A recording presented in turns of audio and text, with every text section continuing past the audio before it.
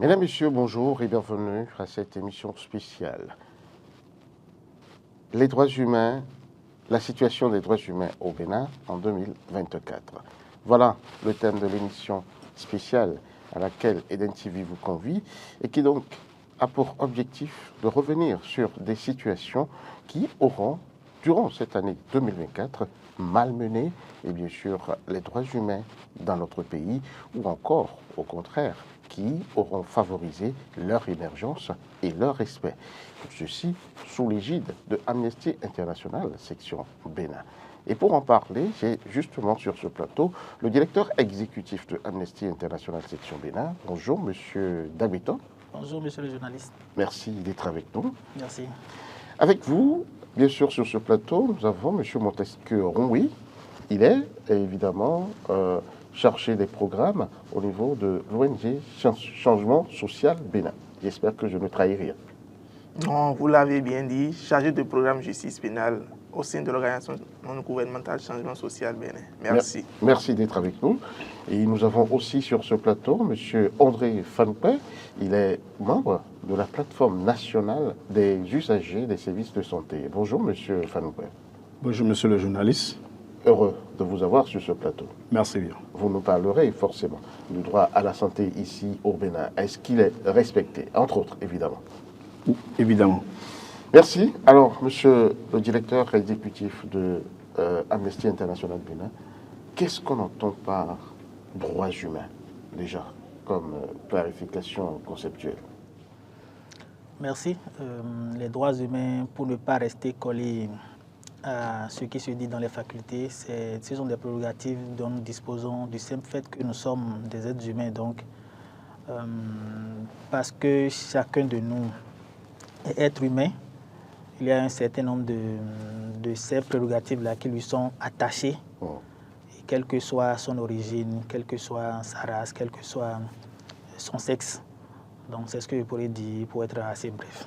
Alors, quelle est alors la situation des droits humains au Bénin à la fin de cette année 2024, on va dire?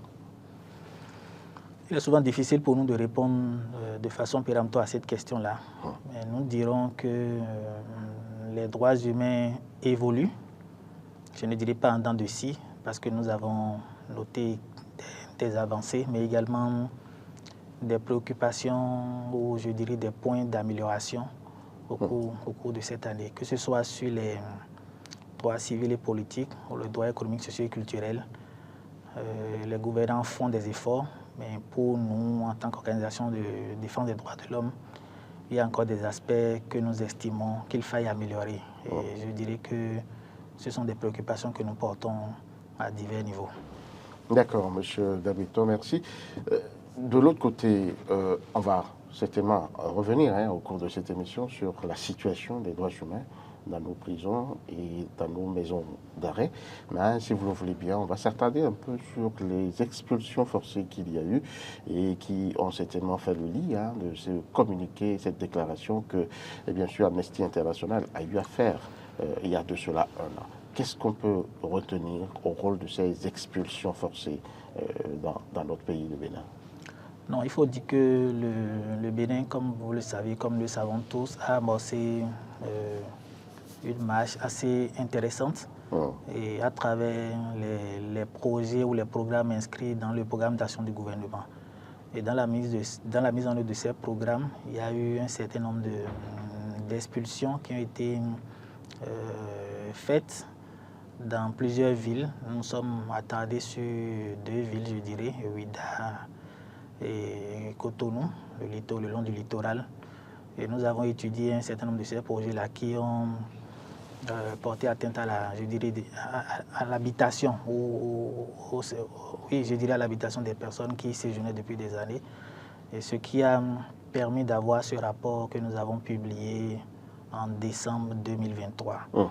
Il y a un an exactement de cela. Exactement. Nous avons noté qu'il y a des milliers de personnes qui ont été expulsées de force sans que les dispositions du droit international notamment et du droit national ne soient respectées, notamment l'information préalable, dont le préavis préalable n'a pas été respecté, mais également le dédommagement juste et préalable qui sont également prévus dans les dispositions internationales et nationales n'ont pas été respectés. Donc c'est à cela que nous avons appelé les autorités.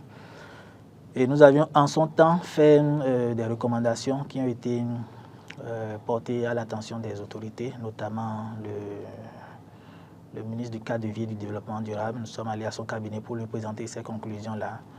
Et nous sommes également allés au niveau du ministère de l'économie et des finances pour dire qu'il fallait quand même mettre sur pied une commission d'enquête indépendante pour recenser une fois encore toutes les personnes qui ont été affectées par ces projets-là et qui ont été impactées par ces déplacements ou ces expulsions. Nous avons demandé aussi que le droit local soit harmonisé en fonction du droit international afin qu'on ne tienne pas forcément compte du titre de propriété des personnes pour dit qu'elles ont droit de dédommagement, mais du simple fait que ces personnes aient résidé pendant un certain nombre de temps sur ces espaces-là, cela pourrait suffire amplement pour qu'elles aient droit à des dédommagements.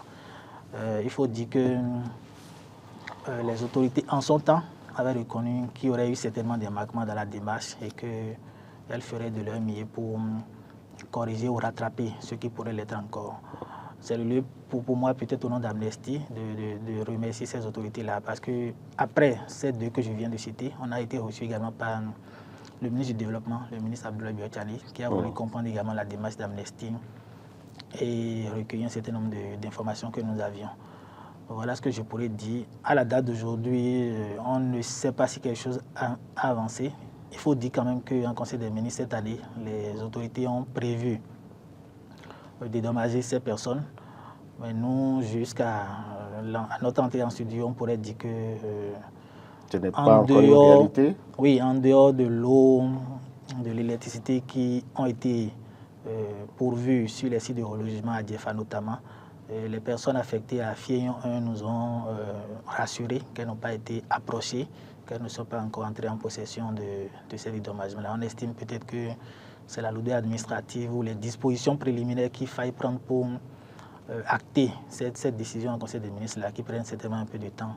Et nous espérons que tout sera entouré dans l'ordre dans les jours ou les semaines à venir.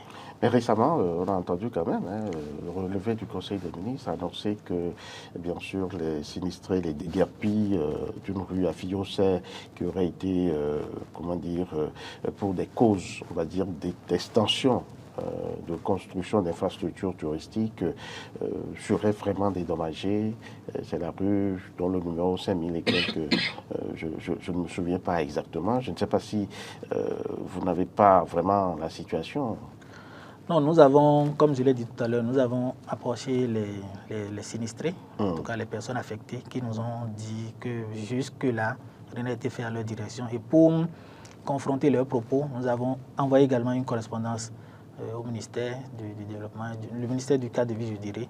Et pour l'instant, nous n'avons pas encore eu une réponse officielle de ce côté-là. Donc nous espérons toujours où nous constaterons les avancées sur le terrain auprès des personnes affectées. D'accord. Alors, Monsieur Rouy Montesquieu, vous êtes du Changement Social, ONG, Changement Social Bénin, ONG Changement Social Bénin qui donc a le lead des groupes de travail, on va dire, des organisations de la société civile. Vous avez récemment présenté un rapport alternatif aux Nations Unies sur les droits humains et par rapport également à l'examen du Bénin, le 4e examen du Bénin, qui s'appelle, je crois, examen périodique universel. Dites-nous exactement ce que c'est, ce concept. Alors, le concept de l'examen périodique universel, il faut comprendre que c'est un mécanisme de l'ONU qui vise à évaluer la situation des droits humains sur le territoire de chaque État membre de la famille des Nations Unies. Donc, le simple fait pour un État d'être membre des Nations Unies l'amène à se soumettre à cette évaluation périodique-là. Et c'est un cycle qui s'étale sur une période de 4 à 5 ans. À cette date, nous sommes au 4e cycle. C'est un mécanisme qui a été institué le 15 mars 2006 Et depuis lors, le Bénin s'est périodiquement prêté à l'exercice, notamment en 2008, 2012, 2017 et dernièrement en 2023. Il faut noter que dans le cadre de ce processus-là, ou bien de ce mécanisme-là, les organisations de la société civile ont vu développer une efficacité et dans l'optique d'avoir des résultats impactants, nous avons développé une synergie depuis 2017 qui a été marquée par la mise en place du groupe de travail des organisations de la société civile pour l'examen périodique universel. Et c'est ce groupe-là qui est demeuré jusqu'à aujourd'hui, ce groupe qui est composé de Amnesty International Bénin, WILDAF Bénin, ACAT Bénin, Franciscain Bénin, ESAM, Changement Social Bénin et l'Association des femmes avocates du Bénin. Dans le cadre du 4e examen périodique universel du Bénin, il faut dire que nous avions le groupe de travail a soumis un rapport alternatif en 2022 et le 26 janvier 2023, il y a eu la session d'examen du Bénin devant le Conseil des droits de l'homme dans le cadre de ce mécanisme-là. Et le 7 juillet 2023, il y a eu l'adoption du rapport final des recommandations. Et il faut noter qu'à la date du 20 avril 2023, sur 258 recommandations formulées à l'endroit du Bénin, il faut dire que les autorités avaient marqué leur acceptation pour 224. Alors en juin 2023, il faut dire que le groupe de travail a conduit un plaidoyer à l'endroit du garde des Sceaux, ministre de la Justice et de la Législation, ce qui a permis à l'occasion de l'adoption du rapport final des recommandations le 7 juillet 2023, ce qui a permis donc l'acceptation de 10 nouvelles recommandations qui concernaient majoritairement une relecture du code pénal et du code du numérique. Donc, au total, nous avons sur 258 recommandations formulées, 234 recommandations acceptées par le Bénin, 22 recommandations notées et 2 recommandations acceptées et notées. Voilà un peu le point qu'on peut faire d'entrée relativement au 4e passage du Bénin dans le cadre de l'examen périodique universel. Mais alors, quelle est la contribution des groupes de travail dont vous avez bien sûr fait part au cours de cette émission, au cours de votre intervention? Quelle a été leur contribution aux recommandations et à leur mise en œuvre? Déjà, il faut comprendre que c'est un processus qui appelle différentes parties prenantes. Et donc, dedans, vous avez l'État, bien entendu. Vous avez de notre côté les organisations de la société civile, mais aussi vous avez les partenaires techniques et financiers et aussi les agences onusiennes, puis le Haut Commissariat des Nations Unies aux droits de l'homme. Alors, en termes de contribution, déjà, j'avais fait observer qu'en 2022, la société civile, notamment notre groupe de travail, a soumis un rapport alternatif. Et du retour de l'examen, c'est-à-dire déjà en juin 2023, il y a le plaidoyer qui a été porté devant la chancellerie. Mais en amont de tout ceci, il faut faire observer quand même que dans le cadre de ce processus-là, il y a différentes étapes. Et donc, après la soumission du rapport alternatif en 2022, il y a eu une pré-session locale que nous avions organisée ici au Bénin avec les représentations diplomatiques présentes à Cotonou. Et il s'en est suivi après une pré-session à l'international organisée à Genève avec les missions permanentes présentes à Genève. Et c'est après cela qu'il y a eu la session du 26 janvier 2023, du 26 janvier 2023. Et puis après, s'en est suivi la session du 7 juillet 2023. Alors, quand on finit par l'adoption du document final des recommandations, du côté de l'État, l'État fait la mise en œuvre des recommandations pendant que la société civile fait le suivi de la mise en œuvre des recommandations. Alors du côté de l'État, généralement, il y a un document qui est adopté et qui contribue ou bien qui constitue un outil à la mise en œuvre des recommandations. On parle de plan d'action national de mise en œuvre des recommandations. Et du côté de la société civile, il y a ce qu'on appelle la feuille de route de suivi de la mise en œuvre des recommandations.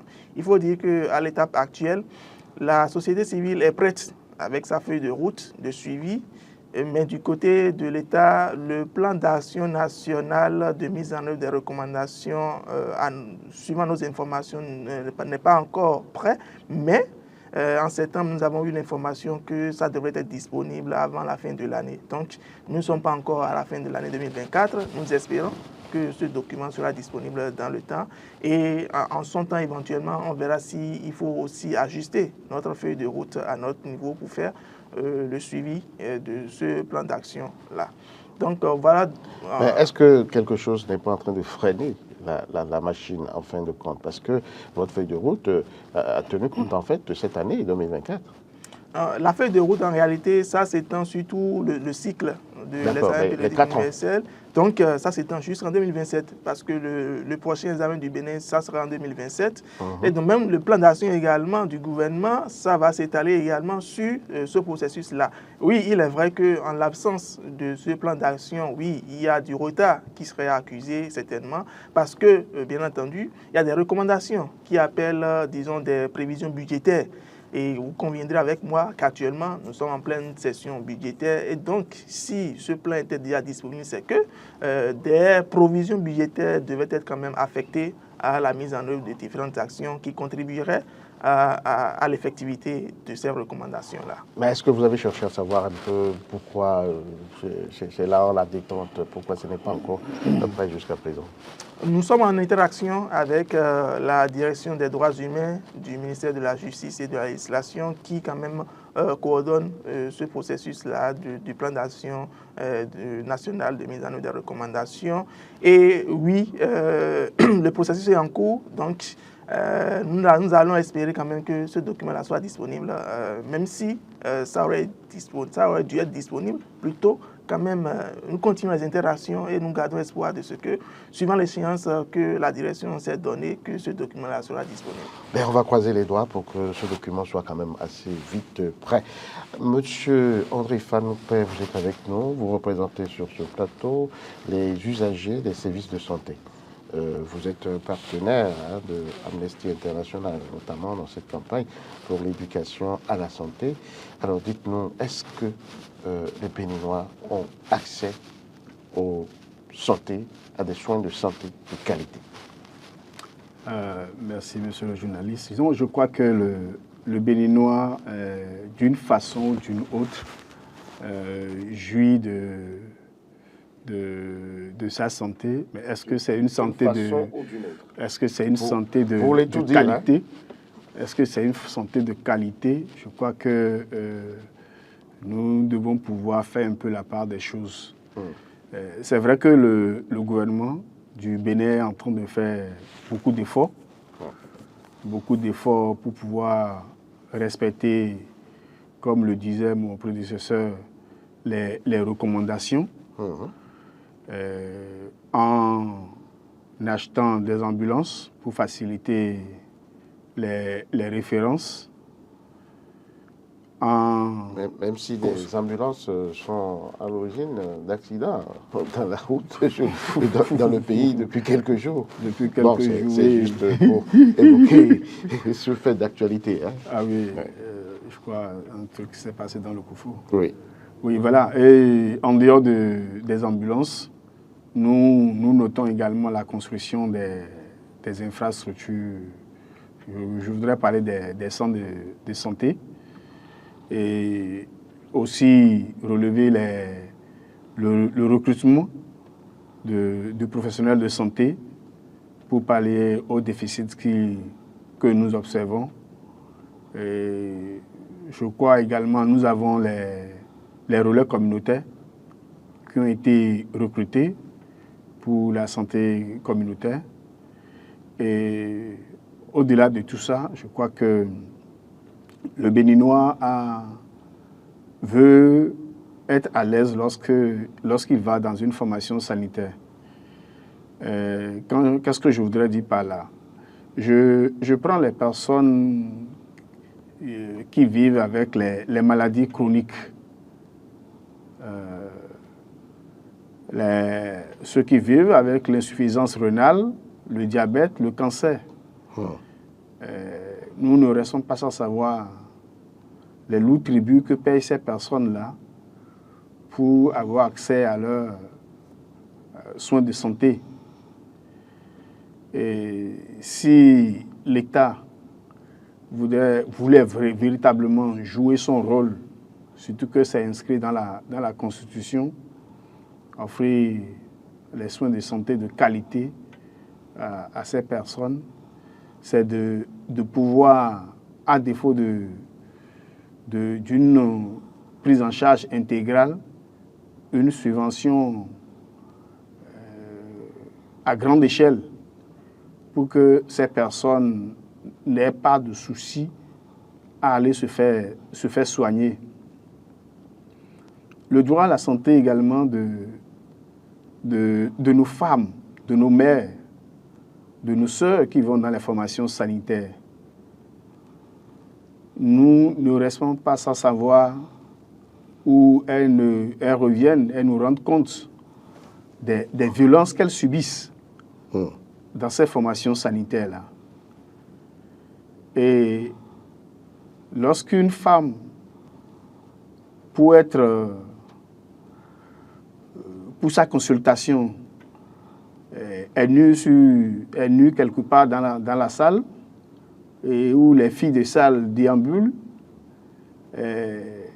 celle qui est dans la salle doit recevoir des visiteurs très rapidement.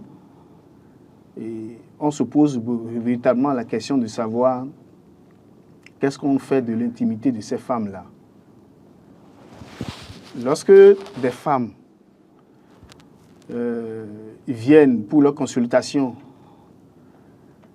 et qu'on ne leur présente pas la situation réelle, qu'est-ce qu'on veut leur faire, est-ce qu'elles sont consentantes, qu'est-ce qu'elles peuvent faire, quelles contributions elles peuvent apporter, lorsque tous ces questionnements ne sont pas au rendez-vous et que c'est comme si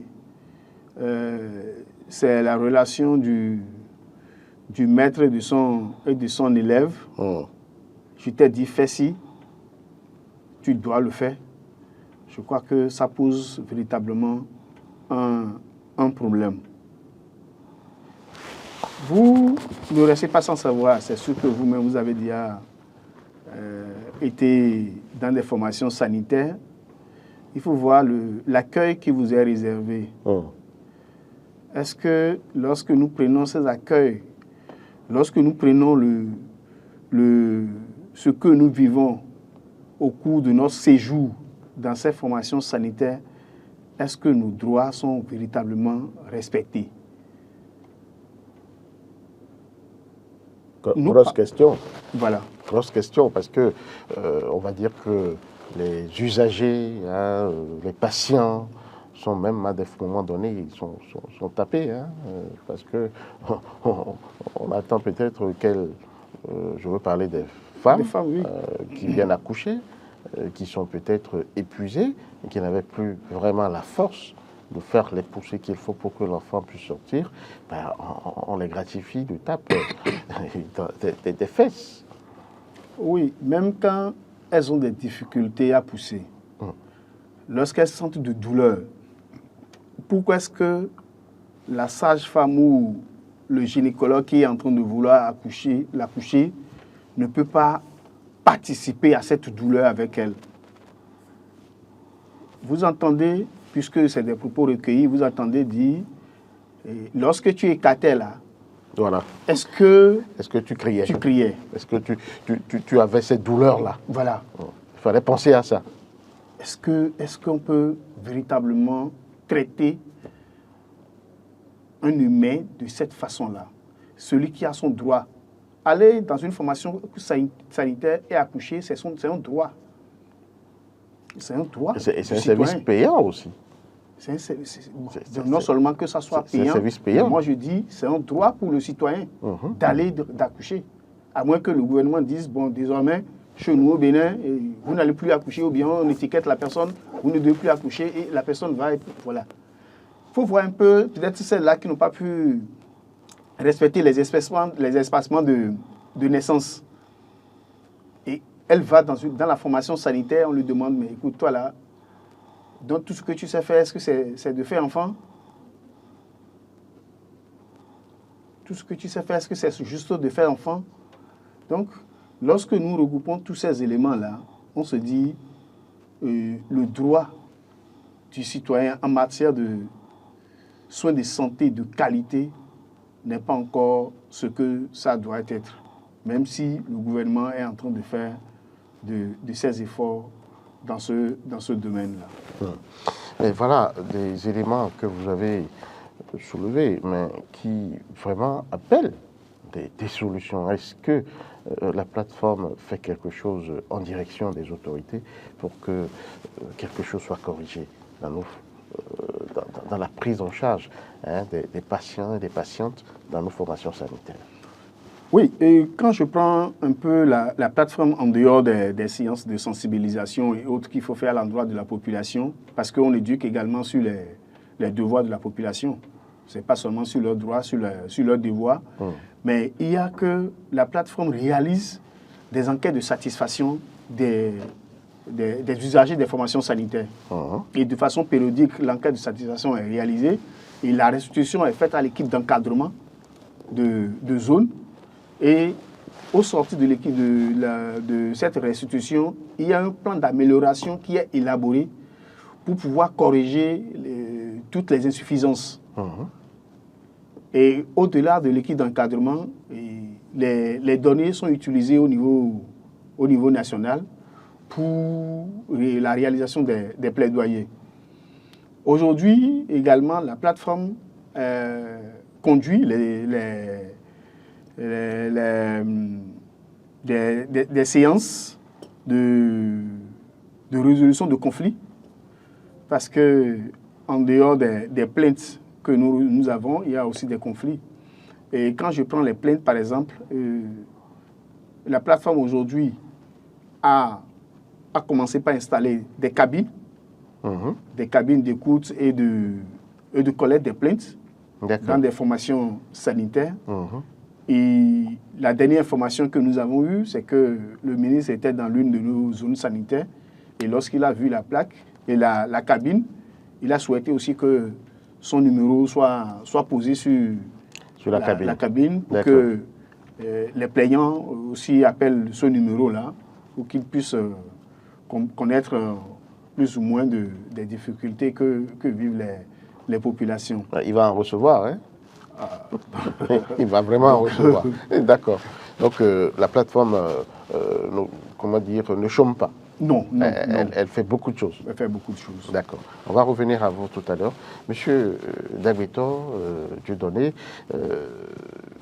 dans le dernier communiqué, j'allais dire, de Amnesty International, publié le 1er août dernier, le droit à la santé est revenu, et surtout au niveau de nos prisons et maisons d'arrêt. Dites-nous, qu'est-ce qu'on peut retenir à ce niveau par rapport à la santé des populations carcérales, et qu'est-ce que vous attendez de la part des autorités? Merci. Dans ce communiqué, effectivement, nous sommes revenus sur le droit à la santé parce que les personnes détenues avec qui nous avons pu, ou nos équipes ont pu échanger, sont revenues également sur cette question et ont expliqué que il n'y avait pas de médecin d'État en permanence dans les maisons d'arrêt ou dans les prisons. Ah bon? Et que les infirmiers ou les infirmières qui étaient ont été déployés par une ONG dont je ne vais pas dire le nom, mais c'est une ONG locale. Et ces personnes étaient souvent débordées, ce sont les infirmiers qui nous l'ont dit, parce que si vous devez faire face à 400 personnes détenues pour leur prodiguer des soins, c'était un peu compliqué si vous êtes seul ou même si vous êtes à deux. Et comment ça se passe, monsieur le directeur? Excusez-moi, tous tombent malades à la fois? Il y a un grand nombre. Quelle est la situation carcérale au Bénin? Non, déjà, nous avons relevé la surpopulation carcérale. Donc, si pour une prison de 1000 personnes, vous vous retrouvez à 3000 ou 4000, on pourrait retrouver 300 ou 400 personnes qui auraient des problèmes. Ce n'est pas forcément qu'elles tombent malades, mais peut-être des problèmes cutanés, des problèmes respiratoires, divers problèmes de santé quand même, qui les amènent dans les officines. Dans les officines. Voilà, donc aujourd'hui, la surpopulation carcérale, comme on l'a dit dans le communiqué, c'était 7000 détenus en 2016, mais nous sommes passés à 18 170 en décembre 2023. C'est des chiffres qui évoluent ou qui ne sont pas statiques, donc qui évoluent. Donc pour la santé, je disais tantôt qu'il y a le manque de personnel soignant, mais également lié à l'hygiène. Il y a également un problème à ce niveau-là parce que nous n'avons pas d'infrastructure pour que les personnes détenues fassent leurs besoins. Par exemple, si je dois m'exprimer en ces thèmes-là, que ce soit les hommes ou les femmes. Et lorsqu'il y a rupture d'eau, et qu'ils doivent faire face également à de l'eau insalubre, si je dois utiliser leur propre terme, c'est sûr que nous avons des problèmes de santé de ce côté-là. Donc nous avons appelé les autorités à revoir la situation afin qu'on puisse recruter davantage de médecins d'État. C'est vrai qu'en décembre de l'année dernière, lorsqu'on a été reçu par le directeur de l'Agence pénitentiaire du Bénin, il nous a dit que des recrutements seraient en cours et allaient commencer au début de cette année. Effectivement, nous avons appris pour lui également les communiqués ou les avis de recrutement, seulement que cet effectif de personnes ne serait certainement pas suffisant pour la population carcérale que nous avons aujourd'hui. Donc on demanderait à l'État de faire davantage d'efforts pour que le fait de se retrouver dans ces milieux ne soit pas synonyme de manque de soins. J'ajouterais que les personnes détenues ont confié également qu'il n'y avait pas souvent de médicaments, je dirais. Il est arrivé de ne pas avoir du paracétamol sur plusieurs semaines. Et voilà, donc médicaments essentiels. C'est ça. Pour soulager les maux courants. Oui, et lorsqu'on s'attarde sur le cas des femmes, il y en a qui, en période menstruelle, avaient également des difficultés à avoir une écoute et des soins appropriés. Donc c'est autant de situations qu'on a relevées dans ce communiqué-là. Et on voudrait que les autorités en matière de droit à la santé puissent se penser également sur ce qui se passe en milieu pénitentiaire. Est-ce que vous prenez des rendez-vous, par exemple, avec le ministre de la Santé pour aller lui faire connaître un peu ces situations-là que lui, il n'a pas forcément? Parce que ceux qui travaillent sur lui vont lui faire des rapports qui arrangent un peu la situation, alors que la réalité est tout autre. Est-ce que vous arrive vraiment de rencontrer fréquemment le ministre de la Santé? Je ne dirais pas fréquemment, mais nous avons tenté récemment, cela n'a pas abouti. Dans le cadre des 16 jours d'activisme contre les violences faites aux femmes, on a voulu, avec les organisations partenaires à notre campagne sur le droit à la santé, faire une caravane motorisée à travers la ville de Cotonou qui devait quitter l'Étoile Rouge pour chuter au ministère de la Santé. On a introduit les correspondances nécessaires, mais à la dernière minute, on nous a signifié un conflit d'agenda au niveau du ministère, ce qui ne permettrait plus à l'autorité de nous recevoir. Mais ne baissons pas les bras, nous allons continuer parce que dans ce plaidoyer, on voulait parler des violences gynécologiques et obstétricales, mais également de la santé des personnes détenues. Nous avons envoyé le message du plaidoyer à l'autorité et nous espérons que même s'il ne nous a pas reçus physiquement ou formellement, il a lu le contenu de ce message et que nos doléances sont passées. Et comme je le disais tantôt, nous allons continuer à les approcher parce que c'est eux qui sont aux affaires et ils devraient nous aider à corriger cette situation que nous déplorons.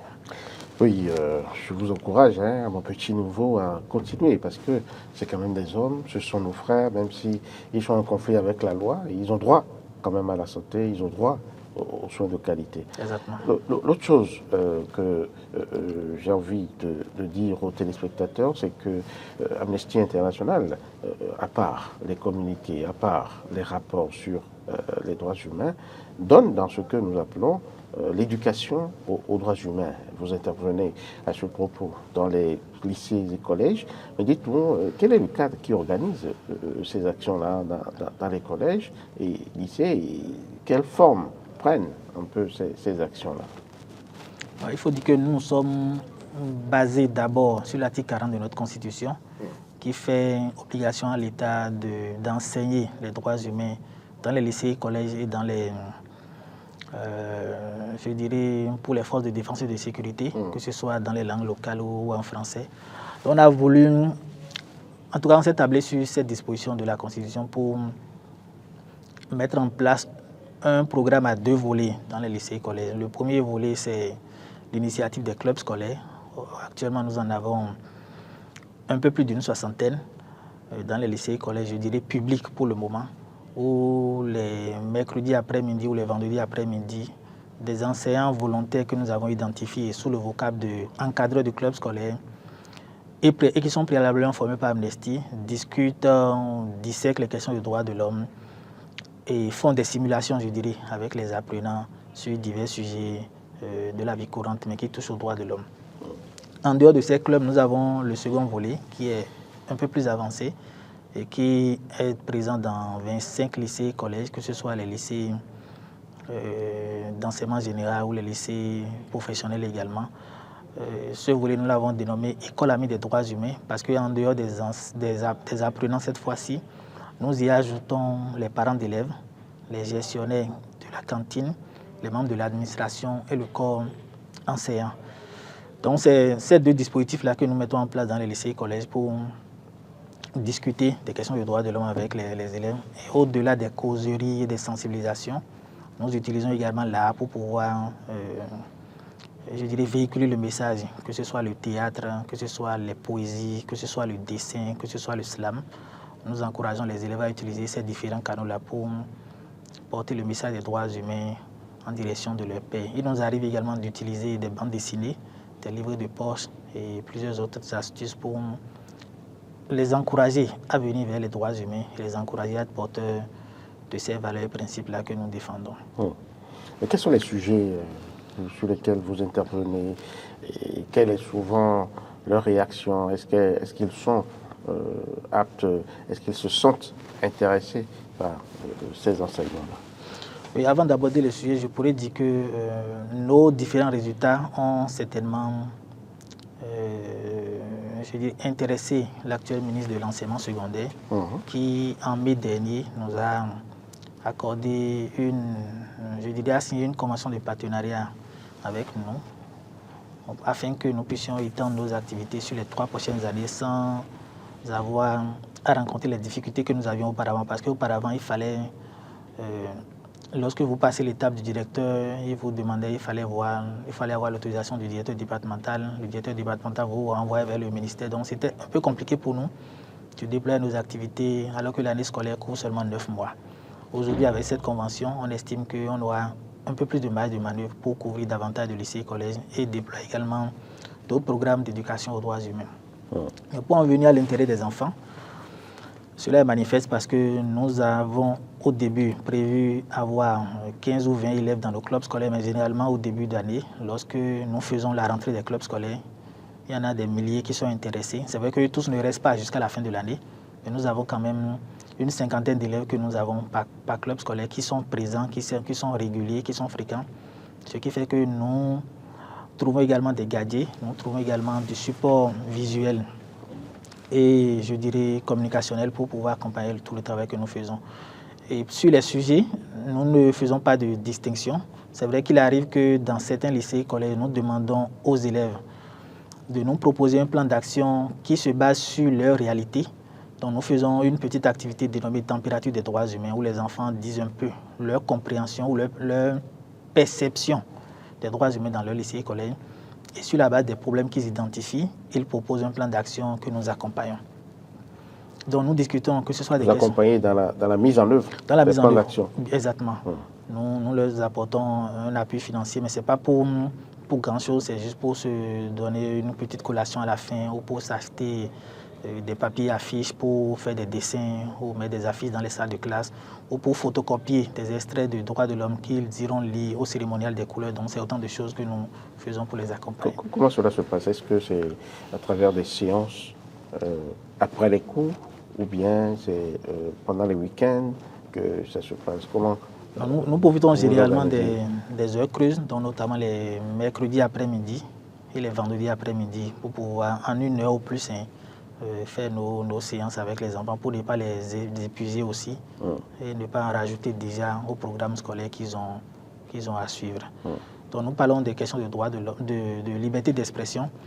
Mais pour ne pas heurter la sensibilité, il nous arrive de trouver des exemples pour leur permettre de mesurer cette question-là en milieu scolaire. Parce que nous sommes dans un environnement où l'enseignant voudrait que l'élève obéisse, mais lorsque vous parlez trop de liberté d'expression aux élèves, que cela pourrait les rebeller, je vais dire, contre l'enseignant. Donc nous disons par exemple, la liberté d'expression, c'est lorsque un élève qui bégaye prend la parole en classe et que ses autres amis commencent à se moquer de lui, c'est déjà une entorse ou une atteinte, je dirais, à sa liberté d'expression. Cela peut l'empêcher désormais. Il ne pourra pas vraiment prendre la parole, s'exprimer, dire ce qu'il a au fond de son cœur. Voilà. Et nous leur disons également de petits actes qu'ils sont à la maison en tant que grand frère, par exemple, taper le petit frère parce qu'il a dit telle ou telle chose. Ce sont des gestes anodins, mais qui, devenus grands, peuvent se répercuter et empêcher des personnes qui n'ont pas la même perception ou la même version des choses que nous, on pourrait les empêcher de parler. Donc nous trouvons de ces petits exemples-là pour montrer aux élèves l'importance de laisser l'autre s'exprimer, que ce soit à la maison, que ce soit à l'école. Et voilà.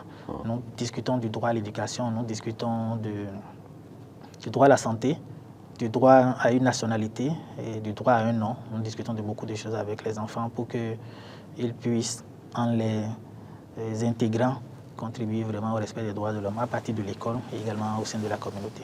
D'accord. Alors, monsieur André Fanoupé, je rappelle, vous représentez les usagers des services de santé sur ce plateau, dans cette émission.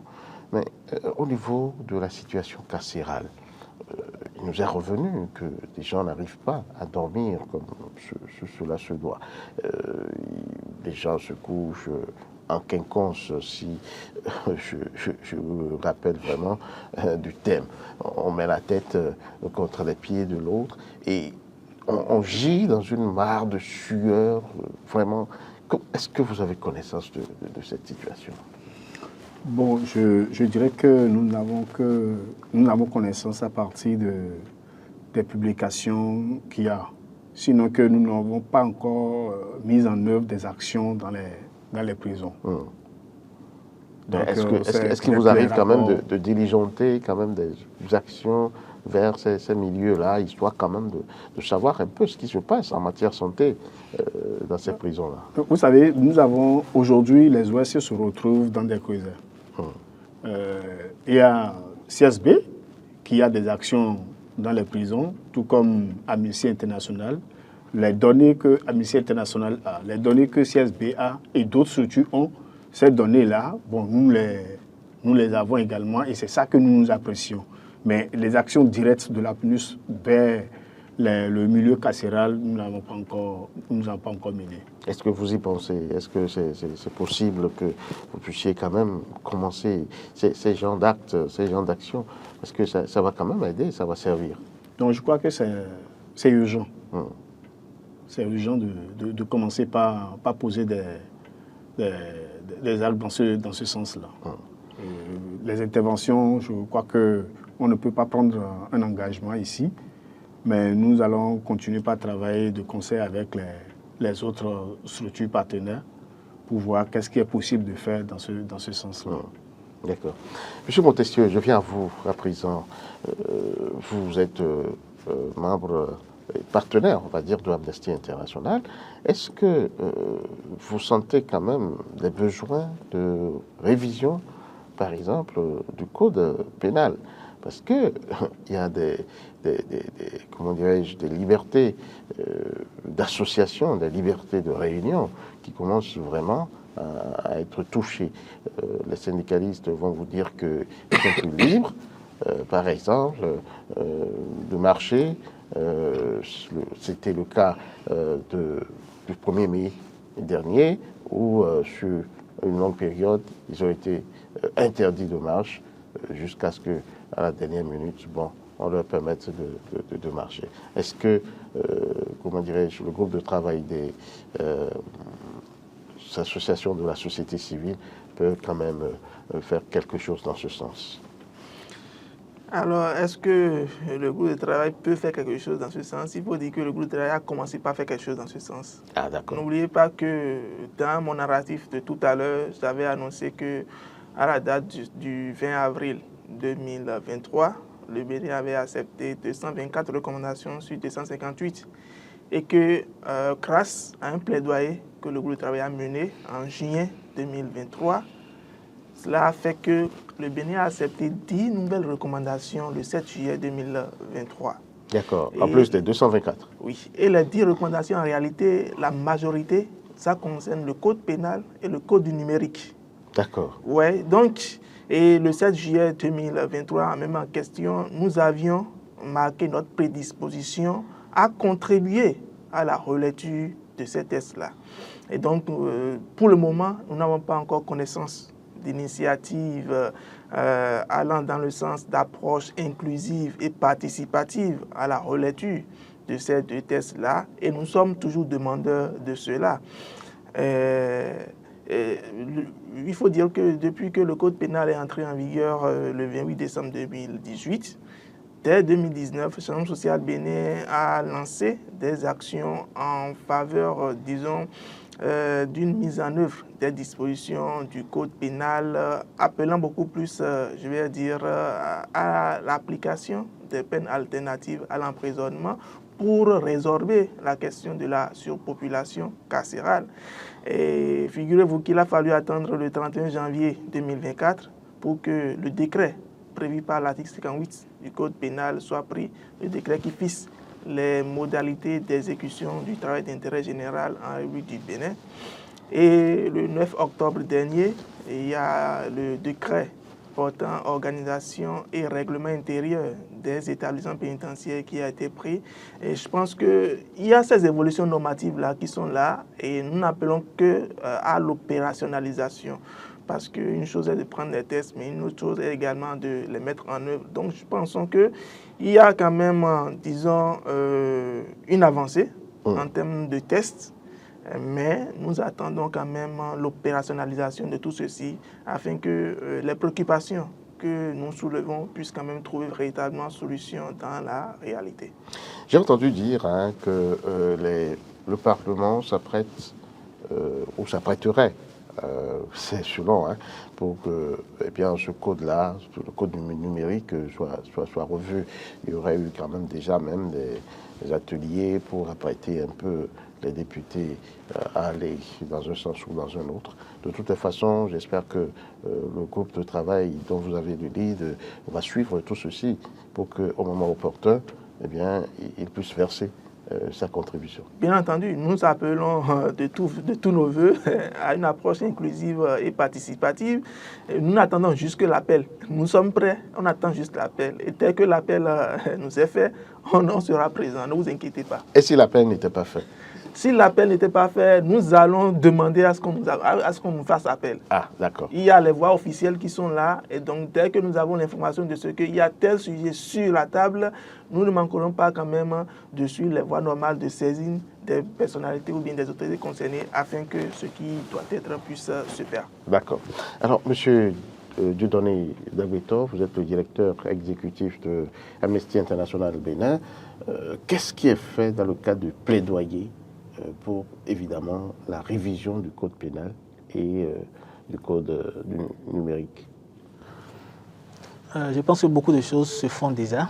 Nous avons approché, il y a 1 an ou 2 ans, les fêtiers des organisations professionnelles de la presse pour voir un peu ce qui pourrait être fait ensemble avec elles sur la révision du code du numérique.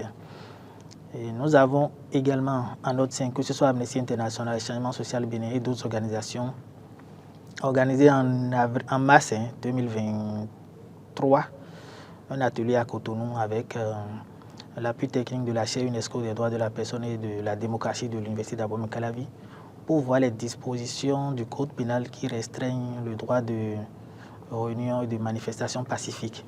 Et nous en avons dénombré 5 dans le temps. C'était les articles 237, 38, 39, 241 et 241 que nous avons consigné dans une plaquette de plaidoyer. Et nous sommes allés vers le garde des Sceaux, le ministre de la Justice et de la Législation, qui heureusement nous a reçus. Nous lui avons porté ce message de plaidoyer avec les dispositions qu'on voudrait voir être révisées. Nous avons fait la même démarche en direction des partis politiques qui étaient représentés à l'Assemblée nationale. Et on a été déjà reçus par plusieurs parmi eux. Je pourrais citer Mouel Bénin qui nous a reçus. Je pourrais citer le Parti Les Démocrates qui nous a reçus. Je pourrais citer Union Progressiste Le Renouveau qui nous a reçus récemment également. Et notre correspondance est également auprès des autres partis politiques. Et selon les informations que nous avons eues, c'est juste une question d'agenda et on serait reçus pour pouvoir faire cette discussion-là. Donc nous avons déjà commencé, comme l'a dit Montesquieu, un certain nombre d'actions sur le terrain, sur ces deux codes-là, pour que quelque chose soit fait, afin que les activistes, les web-activistes, les journalistes et même les blogueurs qui sont souvent arrêtés parce qu'ils publient sous le couvert de ces codes-là, que cela ne continue plus. Parce que nous en avons dénombré plusieurs, que ce soit de 2020, 2021 jusqu'à récemment, plusieurs personnes qui parce que ces dispositions-là planent sur leur tête, ne voudraient vraiment plus opiner ou écrire. Et aujourd'hui, dans les médias, on note une certaine censure, et je dirais même une autocensure, parce que les professionnels même se disent, si j'écris tel ou tel article, si je me prononce sur tel sujet, je risque un emprisonnement. Donc, ce qui fait que beaucoup de situations peut-être se déroulent dans les communautés et nous n'en avons pas information. Or, il faut, je dirais, que la liberté de presse soit totalement garantie pour permettre à ces professionnels des médias-là, aux web-activistes, ou à tout citoyen, de révéler des faits qui se déroulent un peu partout sur le territoire. Bon. D'accord, M. Dieudonné Daguetor, ce sera votre mot de fin pour cette émission. Je ne sais pas si vous avez un souhait très rapidement à évoquer, à émettre très rapidement en quelques secondes. Mon souhait, ce serait juste de dire, souhaiter une heureuse année à tous les citoyens et qu'en 2025, on ait une année où les droits humains se portent davantage mieux dans notre pays. Merci à vous. Monsieur Montesquieu Rouy, très rapidement, un dernier mot. Je ne vais que réitérer notre prédisposition à contribuer, disons, aux différentes relectures de tests que le Bénin a acceptés devant le Conseil des droits de l'homme, organe au sein duquel il a même été réélu très récemment. Et monsieur André Fanoupa? Oui. Pour conclure. Voilà. Je dirais que la PNUS reste disponible pour accompagner la population. Et nous voudrons demander aux autorités sinon aux autorités sanitaires, de prendre en compte le besoin de la population en matière de leurs soins de santé.